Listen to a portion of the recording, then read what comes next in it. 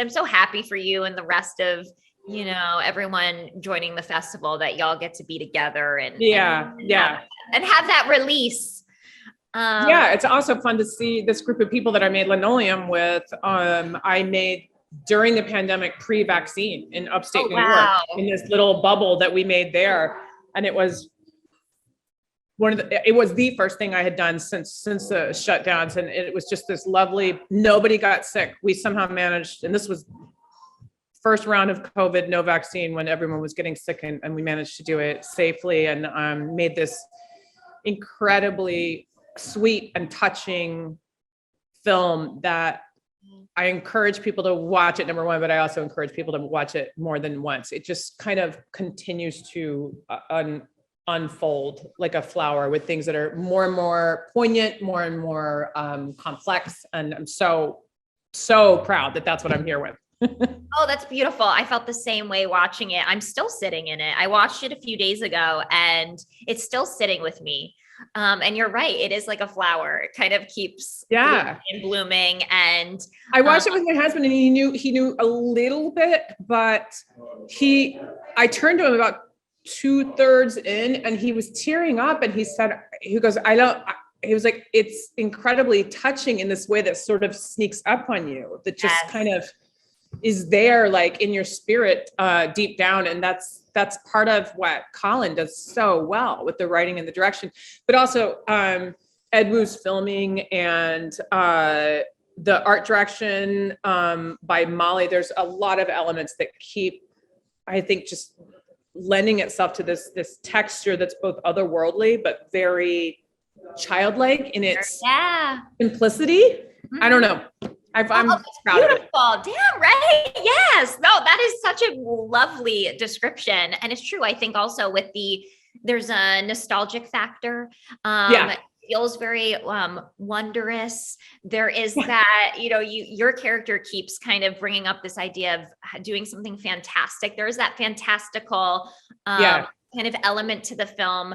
Let's talk. I was thinking a little bit about yesterday, the title, LINOLEUM, right? LINOLEUM gets this bad rap for not being, better or fancier, especially nowadays. If it's in someone's home, you're like, get rid of that. But let's explore how the film, especially your character, Aaron, how dreams don't need to be fancier to be better.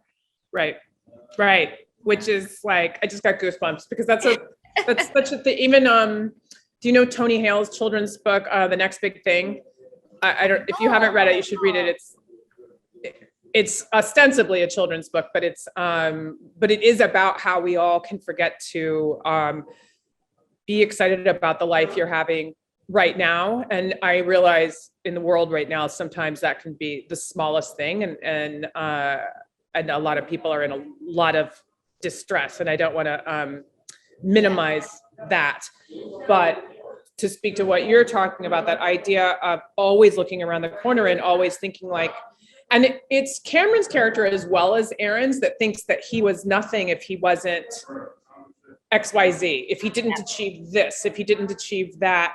And this idea of looking at your life as an accumulation of, or a summary of memories, it made me think a lot about the idea that each of those memories, each of those snapshots was its own arc, its own piece of life. And it had its own pain and its own joy and its own failed attempt and its own success, rather than, if I don't hit a certain milepost, then I didn't make anything of myself. And I wasn't fantastic while I was here. And that I thought was just so sweet and so accessible, I think, to a lot of people. But no, it's true. And I think also this is a love letter. Well, it's like, it's hard because I don't want to give anything away. I know. That wonderful conversation with your daughter. That's what I'm going to call her. But I think that it also is a little bit of a love letter to especially to women who think that, especially to intelligent women, where you feel like if you feel like you're not accomplishing enough, if you don't reach for that, like you mentioned, that's something fantastic. Yeah. But especially to mothers out there, like I think of my own mother, and for me, she was a quote unquote housewife, but Mhm. she completely has lived a fantastical life because she, Right. right? And but I think that it's sort of this, it is an important thing to bring up, I think, especially and how special that y'all made this during the pandemic when folks were starting to reflect upon that and like kind of starting to change their definition of what means success, what is something fantastic. And I think what do I really want to do with my time on this planet? And it can both be to take risks, to go for things that you wanted to and didn't, but also to appreciate what you are doing and how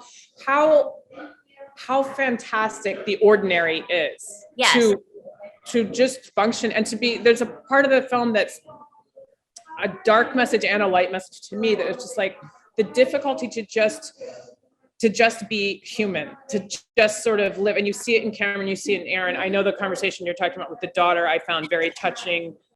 yeah, And I also found it very beautiful. poignant, the conversation that the argument that Aaron has with Cameron when she gets in the argument over him building something in the garage and Mhm. says, I wanted to talk to you about it, but I don't know where you are. And it struck me that women also want to be seen. And this idea of like the fantastic love story is not, I wish my partner was richer or more successful or this or that or the other. It's I want to be seen because of all the things that you were just talking about, of like, whether, I don't care if you're a stay-home housewife or you're a woman juggling, a single mom juggling 3 jobs. It's like, does anyone see me? Yeah. And want to meet me where I'm at so that I can voice it, so I can be heard. And so that's what I got out of that as well. And in the end, as soon as she realizes that her partner is able to get out of his head and be there for her, then it's like, well, that's what love is. That is. Yeah, I thought it was so beautiful. And first of all, I just want to go back really quick and just tell you that scene with the daughter, I thought your performance was so stunning. You brought me to tears in that moment because it was human and grounded and relatable. So thank you for giving us that. That was just beautiful. Thank you very much. Caitlin's wonderful. Yes. The daughter, she's so wonderful. Yeah, we had a lovely time finding that scene. Yeah. And then, okay, so let's then go back to talking about finding each other and the love story of this film. I think it's incredibly relatable again, because you can stray from your partner for no really a particular reason, or things just start piling up. And that's what, again, humanizes the story and makes it so relatable. And sometimes it just takes that moment of really finding your way back to each other and respecting each other. And I think that you had these 2 people, and I thought it was very, very impactful that you have the 2 people who used to work together. They used to share the show together. And that's kind of a metaphor for their relationship, right? They used to kind of be symbiotic, and then they sort of strayed away from each other. And because of either fear or lack of communication or just life, they were having a hard time finding their way back to each other. But then the show shows that it's possible at any moment to sort of do that. And to, that I just found that was so impactful.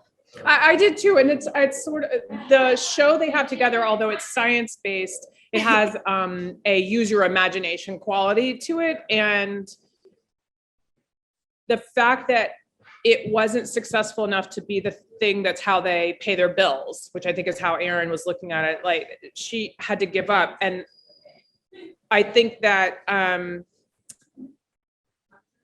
I really tried to sit in those feelings too. Like, I think many people have been in a position where they have to be the adult in the room, and you feel like, well, then I don't get to be the kid too. So I guess I have to pick one or the other. Yes. And that's another thing that I think you're right. There's no inciting incident as far as this couple sort of devolving and not being in touch with each other anymore, which most of us know makes breakups more painful if there's no actual inciting incident.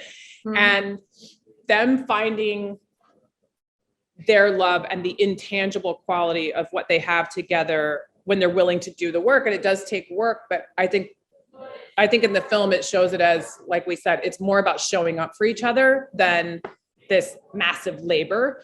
It's just to be present for each other, to be the soft place for somebody to fall, but also together find a way to like forge your way through life instead of assigning roles where you're going to be the pragmatic one and I get to be a kid. And I think Erin is really fighting that in the beginning and needs to get her partner to be on board so that she can be fantastic as well. Exactly. Yeah. And I think she's also fighting a little against herself. I think that she carries around a little shame that she's not in her eyes, not doing that something fantastic, yet she does enjoy what she does. And I think that there's a self-discovery that, again, is what makes this movie so, like you said, poignant and important, is that we continue to grow. We continue to discover things about ourselves.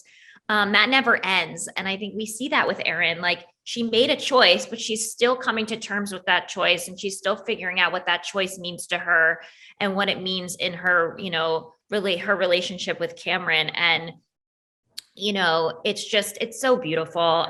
Congratulations on this film. I can't wait for the rest of the world to see it. It truly is fantastic and fantastical.